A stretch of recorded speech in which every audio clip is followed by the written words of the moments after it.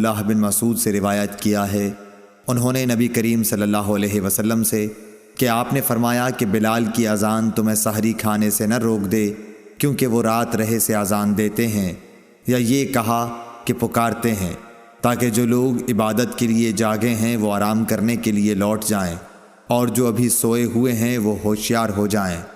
کوئی یہ نہ سمجھ بیٹھے کہ فجر یا صبح صادق ہو گئی، اور آپ نے اپنی انگلیوں کے اشارے سے طلوع صبح کی کیفیت بتائی۔ انگلیوں کو اوپر کی طرف اٹھایا اور پھر آہستہ سے انہیں نیچے لائے، اور پھر فرمایا کہ اس طرح فجر ہوتی ہے۔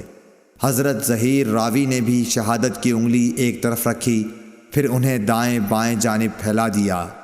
صحیح بخاری حدیث نمبر 621۔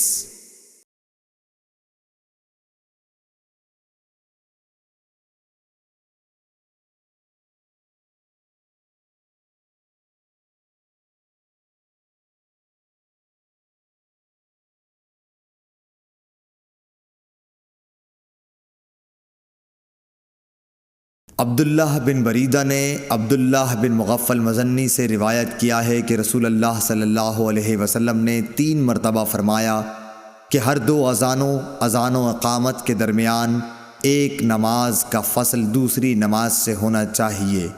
تیسری مرتبہ فرمایا کہ جو شخص ایسا کرنا چاہے۔ صحیح بخاری حدیث نمبر 624۔ عمرو بن عامر انصاری حضرت انس بن مالک رضی اللہ تعالیٰ عنہ سے بیان کرتے تھے کہ عہد رسالت میں جب مؤذن اذان دیتا تو نبی کریم صلی اللہ علیہ وسلم کے صحابہ ستونوں کی طرف لپکتے۔ جب نبی کریم صلی اللہ علیہ وسلم اپنے حجرے سے باہر تشریف لاتے تو لوگ اسی طرح نماز پڑھتے ہوئے ملتے۔ یہ جماعت مغرب سے پہلے کی 2 رکعتیں تھیں، اور مغرب میں اذان اور تکبیر میں کوئی زیادہ فاصلہ نہیں ہوتا تھا۔ اور عثمان بن جبلہ اور ابو داؤد طیالسی نے شعبہ سے اس حدیث میں یوں نقل کیا ہے کہ اذان اور تکبیر میں بہت تھوڑا سا فاصلہ ہوتا تھا۔ صحیح بخاری حدیث نمبر 625۔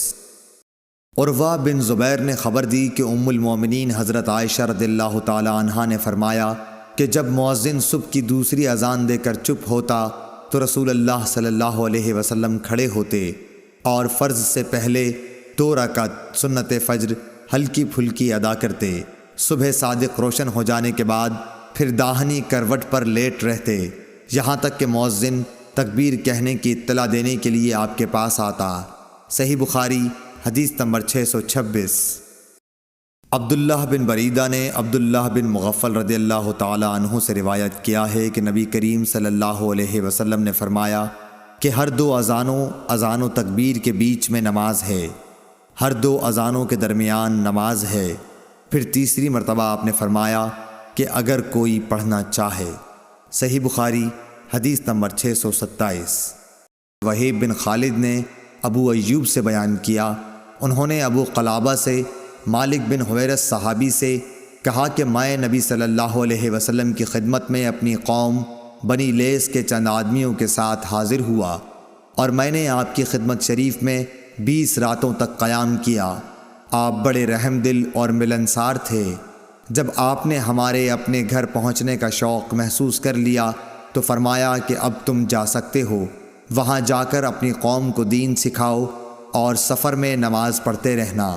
جب نماز کا وقت آ جائے تو تم میں سے ایک شخص اذان دے، اور جو تم میں سب سے بڑا ہو وہ امامت کرائے۔ صحیح بخاری حدیث نمبر 628۔ حضرت ابو ذر غفاری رضی اللہ تعالیٰ عنہ سے روایت ہے، انہوں نے کہا کہ ہم نبی کریم صلی اللہ علیہ وسلم کے ساتھ ایک سفر میں تھے۔ مؤذن نے اذان دینی چاہی تو آپ نے فرمایا ٹھنڈا ہونے دے۔ پھر مؤذن نے اذان دینی چاہی تو آپ نے فرمایا کہ ٹھنڈا ہونے دے۔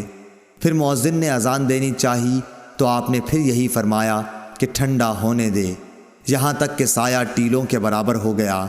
نبی کریم صلی اللہ علیہ وسلم نے فرمایا کہ گرمی کی شدت دوزخ کی بھاپ سے پیدا ہوتی ہے۔ صحیح بخاری حدیث نمبر 629۔ مالک بن حویرث نے کہا کہ 2 شخص نبی کریم صلی اللہ علیہ وسلم کی خدمت میں آئے، یہ کسی سفر میں جانے والے تھے۔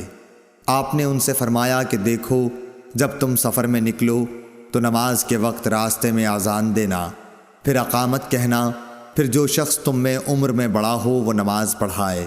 صحیح بخاری حدیث نمبر 630۔